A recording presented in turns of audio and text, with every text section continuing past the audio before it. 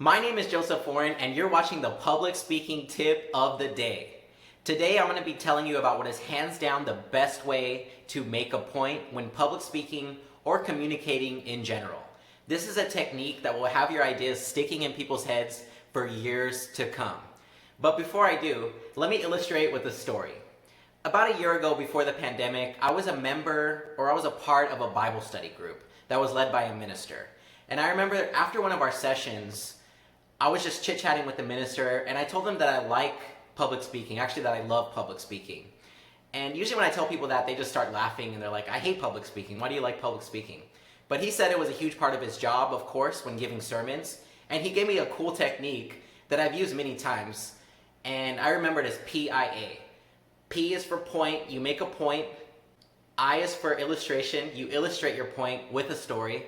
And then A is application.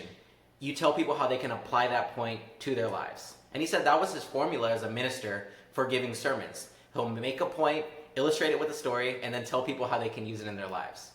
I used it many times myself with a lot of success, but then I started making tweaks to it and kind of changing it. I like to experiment with different things.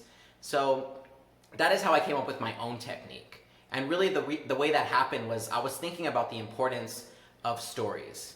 You see, stories are the most powerful way that you can make a point. Stories last for generations and generations. Consider classic books. Consider Shakespeare. Those stories have lasted for a very, very long time. Fairy tales, those get passed down from generation to generation to generation. Even folklore and scary stories and like those get passed down.